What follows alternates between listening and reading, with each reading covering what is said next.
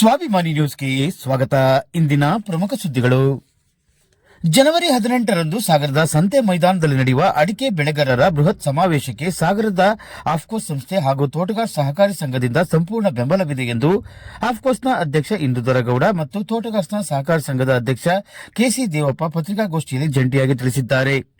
ಸಾಗರ ಸೊರಬ ಹೊಸನಗರ ಭಾಗದ ಎಲ್ಲಾ ಭಾಗದ ರೈತರು ಭಾಗವಹಿಸಬೇಕು. ಈ ಸಮಾವೇಶಕ್ಕೆ ಕೇಂದ್ರ ಸಚಿವರು ಮತ್ತು ಶಿವಮೊಗ್ಗ ಜಿಲ್ಲಾ ಉಸ್ತುವಾರಿ ಸಚಿವರು ಬರುತ್ತಿದ್ದಾರೆ. ಸಾಗರ ಶಾಸಕರಾದ ಗೋಪಾಲಕೃಷ್ಣ ಬೇಳೂರು ಕಾರ್ಯಕ್ರಮದ ಅಧ್ಯಕ್ಷತೆಯನ್ನು ವಹಿಸಲಿದ್ದು ಈ ಕಾರ್ಯಕ್ರಮವನ್ನು ಯಶಸ್ವಿಗೊಳಿಸಿಕೊಳ್ಳಬೇಕು ಎಂದು ತಿಳಿಸಿದ್ದಾರೆ. ಈ ಸಂದರ್ಭದಲ್ಲಿ ಆಫ್ಕೋಸ್ನ ಮಾಜಿ ಅಧ್ಯಕ್ಷ ಸೂರ್ಯನಾರಾಯಣ, ತೋಟಗಾರ ಸಂಸ್ಥೆಯ ಎಂಜಿ ಪ್ರಕಾಶ್ ಮುಂತಾದವರಿದ್ದರು. ಒಕ್ಕೂಟದಲ್ಲಿ ಸದಸ್ಯರಾಗಿ ನಮ್ಮ ದೇವಪ್ಪನವರಿದ್ದಾರೆ. ನಮ್ಮ ಸಂಸ್ಥೆಯಿಂದ ನಮ್ಮ ಕೆ.ಎಂ. ಸೂರ್ಯನಾರಾಯಣ ಅವರಿದ್ದಾರೆ. ನಾವು ಡೆಲ್ಲಿ ಇರ್ಬೋದು, ಬೆಂಗಳೂರು ಇರ್ಬೋದು, ಎಲ್ಲ ಕಡೆಗೂ ಇವತ್ತು ನಾವು ಹೋಗಿ ಒಕ್ಕೂಟದ ಮುಖಾಂತರ ಕೆಲಸವನ್ನು ಮಾಡ್ತೀವಿ.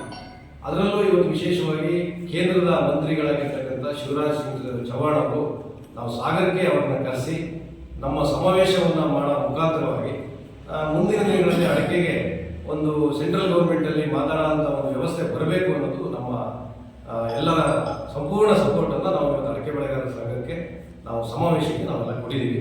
ಹಾಗಾಗಿ ಆ ಸಮಾವೇಶ ಚೆನ್ನಾಗಾಗಬೇಕು.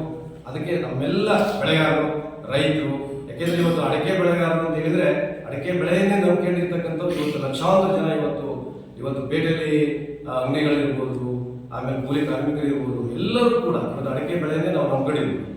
ಹಾಗಾಗಿ ಅವರೆಲ್ಲರಿಗೂ ಅನುಕೂಲ ಆಗಬೇಕು. ಅಡಿಕೆ ನಮ್ಮ ಏನು ಇವತ್ತು ಸುಪ್ರೀಂ ಕೋರ್ಟಲ್ಲಿ ಕೇಸ್ ನಡೀತಾ ಇದೆ, ಅದು ಕೂಡ ಇವತ್ತು ಅನುಕೂಲ ಆಗೋ ರೀತಿಯಲ್ಲಿ ಇವತ್ತು ಈ ಸಮಾವೇಶ ಆಗಬೇಕು ಅನ್ನೋದು ನಮ್ಮ ಒತ್ತಾಯ.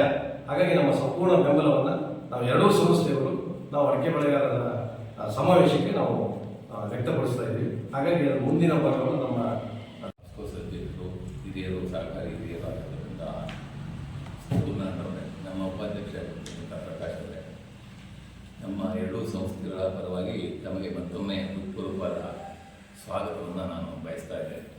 ಇದೇ ಬರುವ 18/1/2025 ಶನಿವಾರ ಸಾಗರದ ಸಂತೆ ಮೈದಾನದಲ್ಲಿ ಅಡಿಕೆ ಬೆಳೆಗಾರರ ಸಂಘ, ತೋಟಗಾರರು, ಆಫ್ಕೋಸ್ ಸಂಸ್ಥೆಗಳ ಸಹಯೋಗದಲ್ಲಿ ಹಮ್ಮಿಕೊಂಡಿರುವ ಅಡಿಕೆ ಬೆಳೆಗಾರರ ಸಮಾವೇಶಕ್ಕೆ ಕೇಂದ್ರ ಕೃಷಿ ಸಚಿವರಾದ ಶಿವರಾಜ್ ಸಿಂಗ್ ಚೌಹಾಣ್ ಹಾಗೂ ಲೋಕಸಭಾ ಸದಸ್ಯರಾದ ಬಿ.ವೈ. ರಾಘವೇಂದ್ರ ಹಾಗೂ ರಾಜ್ಯ ಸರ್ಕಾರ ಶಿವಮೊಗ್ಗ ಜಿಲ್ಲೆಯ ಉಸ್ತುವಾರಿ ಸಚಿವರು, ಶಿಕ್ಷಣ ಸಚಿವರಾದ ಮಧು ಬಂಗಾರಪ್ಪ, ನಮ್ಮ ಕ್ಷೇತ್ರದ ಶಾಸಕರು, ಅರಣ್ಯ ಅಭಿವೃದ್ಧಿ ನಿಗಮದ ಅಧ್ಯಕ್ಷರಾದ ಗೋಪಾಲಕೃಷ್ಣ ಬೇಳೂರು, ಮಾಜಿ ಗೃಹ ಮಂತ್ರಿಗಳು, ಅಡಿಕೆ ಕಾರ್ಯಪಡೆಯ ಮಾಜಿ ಅಧ್ಯಕ್ಷರು, ತೀರ್ಥಹಳ್ಳಿ ಕ್ಷೇತ್ರದ ಶಾಸಕರಾದ ಅರಗ ಜ್ಞಾನೇಂದ್ರ ಹಾಗೂ ಇಲ್ಲಿ ನಮ್ಮ ಮಾಜಿ ಮಂತ್ರಿಗಳು ಆಗಿರ್ತಕ್ಕಂಥ ಹಾಲಪ್ಪನವರು ಹಾಗೂ ಇನ್ನೂ ಹಲವಾರು ಅಧಿಕಾರಿ ಸ್ಥಾನದಲ್ಲಿರುವ ಪ್ರಮುಖರು ಆಗಮಿಸ್ತಾ ಇದ್ದಾರೆ.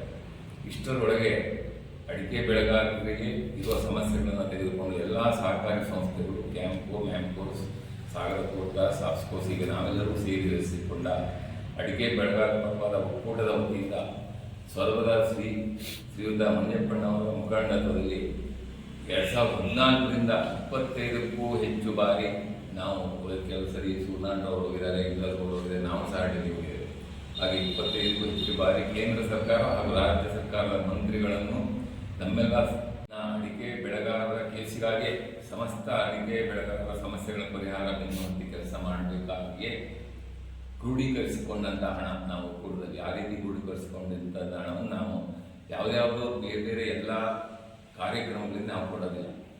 ಅಂಥದ್ರಲ್ಲಿ ನಾವು ಒಕ್ಕೂಟದಿಂದ ಮೊನ್ನೆ ಒಕ್ಕೂಟದಲ್ಲಿ ಸೂರ್ಯನಾರಾಯಣರವರಿದ್ದರು, ನಾನು ಇದ್ದೇನೆ. ಅಲ್ಲಿ ಇವರೇನು ಕೇಳಿದೆ, ಅವರು ಅಡಿಕೆ ಬೆಳೆಗಾರ ಸಂಘ ಏನು ಬೇಡಿಕೆಯನ್ನು ಹೇಳಿದೆ, ಅವರು ಸಹ ಇದು ನಮಗೆ ಮಹತ್ವದ ಒಂದು ಈ ಸಂದರ್ಭದಲ್ಲಿ ನಾವು ಇದಕ್ಕೆ 2 ಲಕ್ಷ ರೂಪಾಯಿಗಳನ್ನು ಸೊರಬ ಮಂಜಪ್ಪನವರ ಜೊತೆಗೆ ಫೋನ್ ಮಾಡಿದ್ರು, ಹುಷಾರಿದ್ದರು.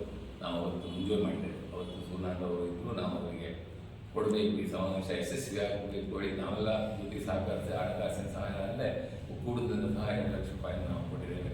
ಅದನ್ನ ತಮ್ಮ ಗಮನಕ್ಕೆ ಸರಿ ತರಲಿ ಬಯಸ್ತೇನೆ. ಅದು ಅಲ್ಲದೆ ಶ್ರೀಯುತ ಮಂಜಪ್ಪನವರು ಸಾಕ್ಷ್ಯಚಿತ್ರವನ್ನು ಒಂದು ಬಿಡುವಿನ ವೇಳೆಯಲ್ಲಿ, ಲೋಕಸಭೆ ಬಿಡುವಿನ ವೇಳೆಯಲ್ಲಿ ಎಲ್ಲ ಬೆಳೆ ಬಗ್ಗೆ ಡಾಕ್ಯುಮೆಂಟ್ರಿ ಇದೆ, ನಿಮ್ಮ ಅಡಿಕೆ ಬೆಳೆ ಬಗ್ಗೆ ಡಾಕ್ಯುಮೆಂಟ್ರಿ ಇಲ್ಲ ಅಂತ ಹೇಳಿದಾಗ ಅವರು ಬಂದಂಥ ಮರುದಿನ ಅವರಿಗೆ ಆರೋಗ್ಯ ಸಮಸ್ಯೆ ಉಂಟಾಯಿತು. ಕೊನೆಯ